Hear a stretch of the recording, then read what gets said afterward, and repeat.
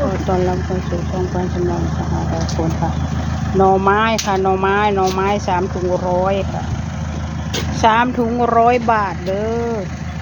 หน่อไม้มันก็บ่มีเลยเด้อบ่มีหน่อไม้ละเด้อ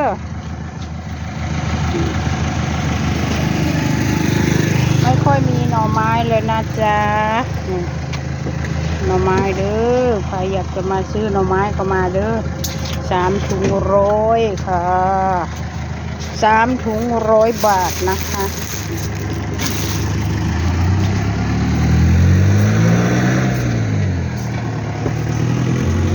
ซื้อเลยวงไปใส่วะอันนั้นแล้วก็ร้านอีลีบ่มันไปใส่วะเมื่อกี้นี่วงบ่ที่มานั่งนี่ค่ะที่นั่งคุยกับเฮานะแม่มึนปูที่นั่งอยู่นี่ไหมไม่อีเพอีเต็นปิดหูปิดตาย่านแต่ผู้บ่าวเห็นเนาะเขาจะไปรู้ไหมเนี่ยแล้วยันผู้บ่าวเห็นโอ้ยหน่อไม้ก็ยันขับบ่มักหน่อไม้ก็น้อยก็ดอกกระเดี่ยน้อยคือคนนี้แล้ว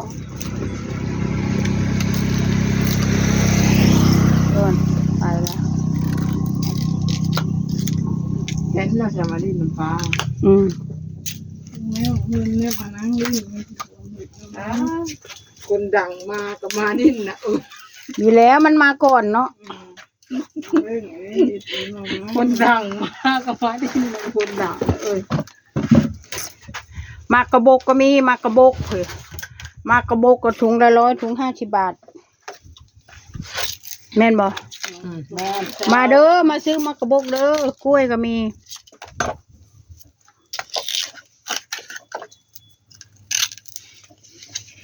แม่ค้าเตื่อย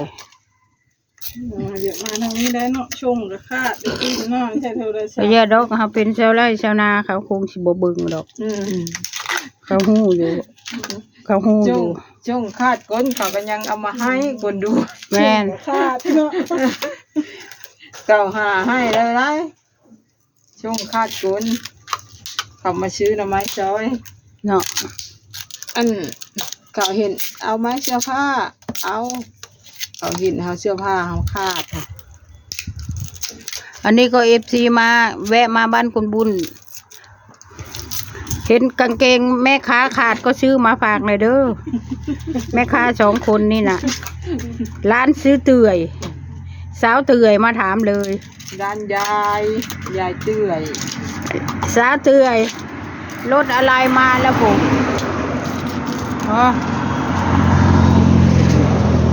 รถมอเตอร์ไซค์วันในวันว่าบ่มีหน่อไม้โอ้ยบ่แพ้แล้วหน่อไม้เราบ่อยากให้ไปหาซื้อเราอีกข้านหันอุ้ยขายให้เราใครเพิ่นว่าเราดูเงินเราบ่แพ้ไหมเราไปนวดก็ได้แล้ววันละ300คุยใช่ดาวให้ดาวโลดเนาะชื่อคุยใช่ดาวก็คืออันหน่อไม้ไปเตะเอาคือเกียดดินวดนั้นบ่เป็นจะ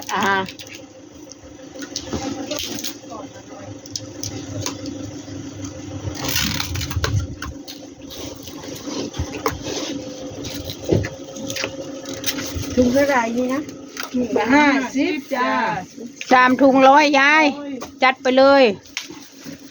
มาใหม่ๆมีจีเขาได้มาถ่าย3 ถุง100เอาโลดมันช่ำเดียวช่างกิโลเบิ่งเลยบอกอีหลีคุณยายคนสวยซื้อให้ลูกให้หลานแน่เห็นว่ากระไดมาซื้อตลอดเนาะหลานชาวคอยเด้อยายจำลองแล้วอันนี้แล้วก็นักกระเมาอันนี้แม่นแล้วมักกระบกบ่หมักหุ้งน่ะเด้หมักหุ้งนี่กับหน่อไม้นะก่อนนะก็ได้มักกระบกบ่เอาบอกคุณยายบ่จ้าเจ้าบ่มักเนาะจ้าโอ้ยมาใหม่ๆแล้วมื้อนี้มาเด้อเอามานี่เอาเฮงรวยเบิดเจ้ามาว้าวนะแค่คนโชคมาแล้วเจ้าอะไรมา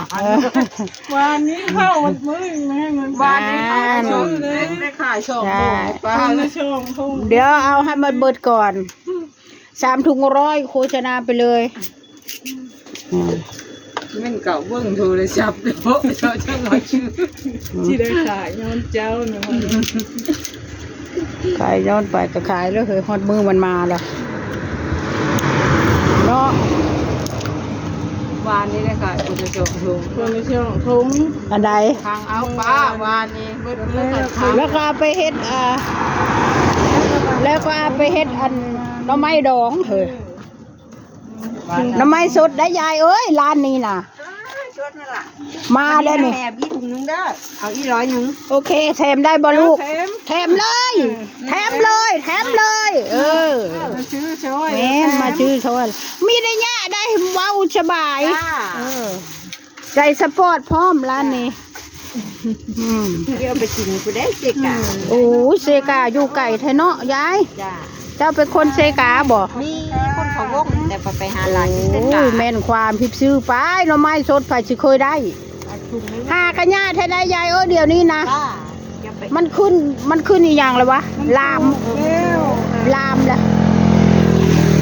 ไปฝากตาอยู่สกุล จ้าอ่ะเดินทางปลอดภัยเด้อคุณยายเด้อเบิ่งรถนะได้เวลาความทางความถนนนะ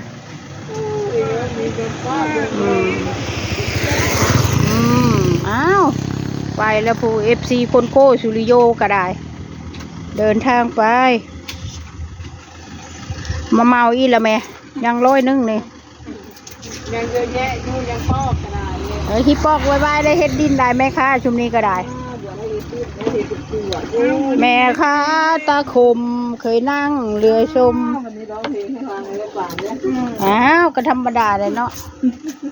หัวหน้าไปหัวหน้า อันนี้เดี๋ยวที่เอามาใหม่เลยนี่ อันตุกไปยอกเรือ หน่อไม้สดเด้อหน่อไม้สดเด้อหน่อไม้สดบ่แม่นหน่อไม้เหี่ยวได้เอามามื้อนี้ปอกมื้อนี้ คนเชื่อเหี้ยว คนเชื่อเหี่ยวอยู่ เหี้ยวได้ดินตุ้ย อี ตัวนี้อ้วนอยู่นะคนเชื่อเหี้ยว คนเชื่อเหี่ยวบ่ฮะขึ้นไปปรึกษากันเลยสิมาเอาอีกบ่ฮิมาเอาได้ยายเอ้ยเอาจนเบิ้นหันมากระโบกมากระเบกหิมมาซื้อเอาอ่า โอ้ยวันนี้ได้เข้าอัน เห็นไหมโอ้ท้องฟ้าก็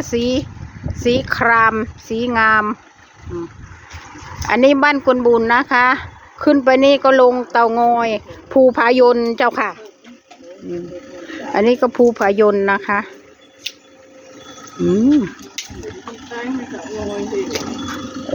แม่นผู้ใดอันนั้นไปซื้อยังอันน่ะไผอันน่ะโอ้ซื้อมะฮงมะแห้วโอเคค่ะประมาณนี้ค่ะมากอะไรก็ซื้อเอาไปโลดเลยมีของอยู่ของกินเยอะแยะมีกล้วยมีมากระโบกโอ้เอาจุบเจือใช่วะโอ้น่ะโอเคค่ะสต็อปแลนด์เด้อสต็อปแลนด์สต็อปแลนด์สต็อปแลนด์สต็อปแลนด์นางอันนั้นมาใส่วะฮะโอเคค่ะบ๊ายบายขอจบคลิปแค่นี้นะคะ